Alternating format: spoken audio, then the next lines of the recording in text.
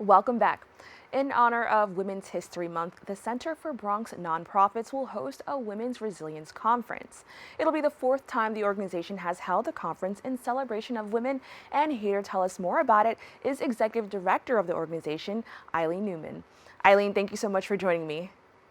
You're welcome. Thank you. It's great to be here and to talk about this great conference. Yes, exactly. So let's just jump right into it. Can you tell me more about the Women's Resilience Conference? So, we started this 4 years ago, and the idea really came out of thinking about how many women were going to college at Hostos. There's actually more women than men at Hostos Community College. And one morning during Women's History Month, I just started to think about how incredible these women are and what they have to really work against to, in some cases, not having childcare for those of them who have children, needing to work while they're going to college, needing to potentially care for parents, and yet they do it. They come, they work, they take care of kids, they take care of loved ones, and I felt that we need to really honor them in some way, and that's how it came about. So last year, the conference was virtual. What can people who are interested in the event expect to see this year? So it's going to be virtual again, and as much as we loved it in person, we really felt like we didn't want it to go away. So what we're doing this year, we always have a keynote speaker, and then we have 10 to 15 women who talk about who they are, what they do, and why they do it. And that's one of the most moving parts of the day. Used, we used to have a whole day, and now we have half a day because we know that people are not going to be able to spend 8 hours online. And then we always have a little surprise at the end. Last year, Meredith Minogue, who works with me, is a singer-songwriter, and she performed. Cool. This year, we're also, yeah, it was great. This year, we're also bringing in a woman who's talking about how she failed at retirement. She was the executive director of the Riverdale Y and thought that she was going to retire. She retired from that, but she's now doing unbelievable things internationally. So people will be able to hear from her, and they can expect to have a great morning and without the breakfast. So that's funny that you mentioned that because I did actually cover the Women's Resilience Conference, I believe in 2019, and it was a really amazing in-person event. So I hope that eventually we can get back to that. That kind of leads me into my next question.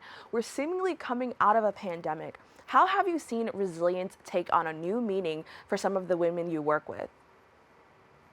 It's just been unbelievable because it's the women I work with, the women I'm also a mentor teacher in a program at Lehman, a graduate program. And what I've seen there and what I've seen from the women working at Hostos and going to Hostos is things like getting up at 3 o'clock in the morning to be able to use the computer for whatever they have to do so that their kids, so that their other family members can use the computer later, being able to finish degrees during all this, figuring out ways of working, and then also sitting with their kids and doing homework with their kids. I just think women have I mean, women know how to be resilient and they know how to respond to things, but this has been an incredible test of wills to get through these couple of years. So the Women's Resilience Conference is happening on March 25th this year during National Women's History Month. I just want to know a little bit more about the importance of that and basically what that means to you. You- I think that Women's History Month is is a really special time, not only to look at what women are doing and what they're capable of and what they've been capable of, but I think, and especially through the eyes of looking at the conference, it's a time for women to come together. And one of the most moving things about the in-person conferences that we had was there were organizations like Grace Outreach who works specifically with women, and they closed their doors and gave all the staff the day off to come to the conference together for professional development. And I think for me, honoring women is also about honoring women's commitments to each other and their friendship, because I think women's friendships are extraordinary emotional relationships, and I think that most women would say that that's how they manage to get by a lot of what they're dealing with in their own lives by just being there for each other. So I think this is a day, and that's why it's lovely to do it. To do it in person, but even when it isn't in person, and I have to admit that there's a certain moment that I lose it and burst into tears. And it happens every time because the stories are so moving. Like the year that we had 3 essential workers as our keynotes. That was just unbelievable. So it's just a special day for women to come together, and I think it's a special month for women to do that too. Thank you so much for sharing that. That was really beautiful to hear. And I actually do agree that women friendships and, working with women here at Open, we have like a women team. It is a really amazing experience. So I couldn't agree more. Now, this program or this conference is stemming from the Center for Bronx Nonprofits, which you have mentioned is a Hostos Community College organization. How has this influenced the program and made it different from more mainstream celebrations of women? Oh, I think it's what makes it different in some ways is that, first of all, the Center for Bronx Nonprofits, obviously in the name, was really created to work with nonprofits in the Bronx. And many of those organizations are run by women. And I think there's obvious resilience, but there's also a pride in the Bronx that is unlike other places. And I think that people come together in a different way in the Bronx, and that certainly the people in nonprofits really depend on each other, and they come together to support each other. And so I think that makes it a little bit different than some of the other organizations. Now, I know you had our very own producer, Francesca Feliz, as a speaker in the last Women's Resilience Conference. So that means you obviously have pretty amazing people talking there. Can you tell me a little bit more about some of the different types of inspirational women participants we may hear from this year's conference?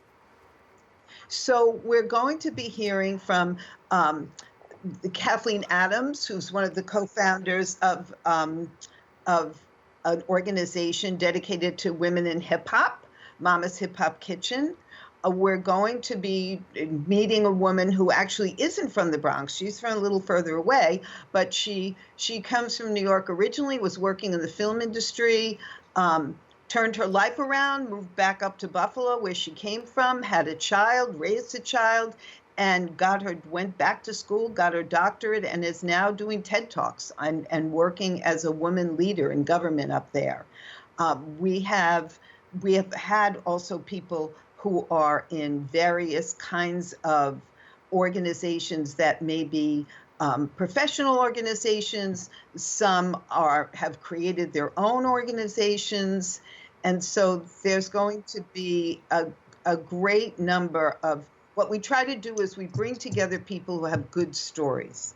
And so every one of the people that everybody will be meeting is somebody whose story is inspirational, whether it's people working with young people or people who are nurses during the pandemic. So we have just about 2 minutes left. Can you quickly tell us more about your organization overall and some of what you do? So we are actually getting ready to celebrate in May 10 years. And the Center for Bronx Nonprofits was created by a combination of people coming together who were funders. The chancellor, Felix Matos Rodriguez, was the president of Hostos when we created this, and the idea behind it was providing professional development opportunities and opportunities for people to network all over the Bronx to strengthen the nonprofits in the Bronx, That's and amazing. that's what we do. Awesome. Now, we're almost out of time, but can you quickly tell people how they can register and stay connected with your organization? Sure, they can look at Bronx. We can look. They can look at our website that is attached to the Hostos website, or they can email me, which is enewman@hostos.cuny.edu. They can look for our Facebook page. Also, email Meredith, who works with me, mminogue, Minogue, at hostos.cuny.edu, and they can register right there. All right, wonderful. Eileen, thank you so much for joining me. You're welcome. Thank you. This has been great. And I just want to add that if somebody doesn't register in advance, that's fine. We'll still find a way of getting them on. All right, that's wonderful. Once again, thank you so much for joining us. That's all for our show today. Thanks for tuning in. I'm Kevin Aline, wishing you and yours safety and wellness now and always. See you next time.